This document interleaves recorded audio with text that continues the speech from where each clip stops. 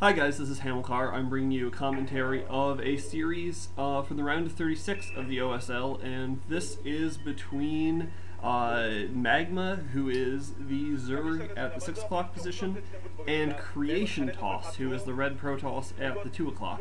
And I selected this series more or less at random, but basically because I've never seen CreationToss play before, and I think CreationToss is sort of a cool name. So I thought I would check him out and see how he does. Magma is a decent Zerg player. I don't know very much about him. I've seen probably half a dozen of his games, and he's not terrible. He's beaten some decent people, but he's certainly not an A-class or S-class Zerg. So, CreationToss might have a good shot at taking him down here, and for all I know, CreationToss could have more of a record than I'm aware of, but as far as I know, he's a relative newcomer. He's putting down the pylon, and this map is Tears of the Moon, which some people have said is going to be very tough for Protoss players to pull the Forge Fast Expand build on.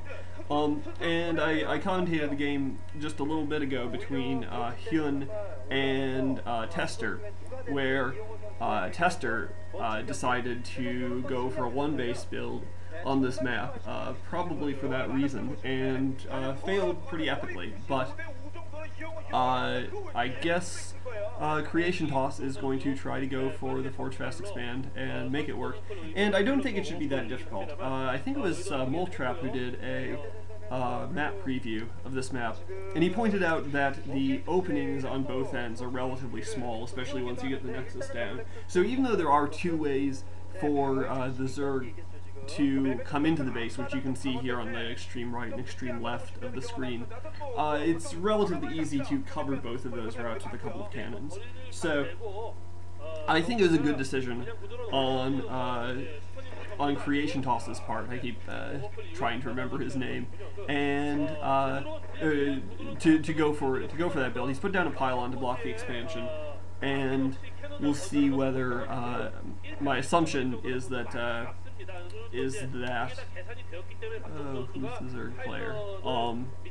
Magma, of course. Well, Magma's already gotten his spawning pool down, and he's just going to wait for the Lings to come out and take out the pylon with them and plant him. Oh, and the pylon is cancelled, so hatchery going down after spawning pool. There's already one cannon going down, but with these Lings coming up quickly, he'd better put down some sort of block, either put down a gateway or, well, he's got the Nexus down, but I think he'd probably better pull some probes to prevent a run-by. If Magma decided to go for it, he'd probably lose one or two Lings, but he could get a few into the base and do some harassment. And he might try to use that Overlord to absorb hits while the Lings go in. And Magma has pulled Lings. He's trying to take down the cannon, actually. He has 5 Lings. He does it, and he has 3 Lings left. And they're going after the second cannon. Probes, the probes are trying to defend, more probes being pulled. And CreationToss is in a difficult position here. He's putting down another cannon, but it's going to be a while before that warps in, and there are more Lings streaming in. I'm not sure if he'll be able to hold this off. 3 Lings against 4 probes. And the probes are not doing so hot. There are 3 of them left. They're going to try to take down these 2 Lings and give the cannon time to warp in. 1 Ling is down. The final Ling is pounding away, and the probes may be able to ward it off, but there are more Lings coming in. 2 more Lings. And I think CreationToss is in a lot of trouble early on here.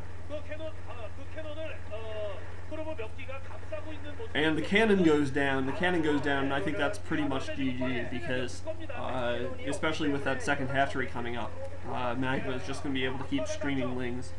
And there's really no way. Yep. And CreationToss GG's. So that's game 1. Goes to Magma. And we'll move on to game 2. Thanks for watching. This is Hamilcar. Bye.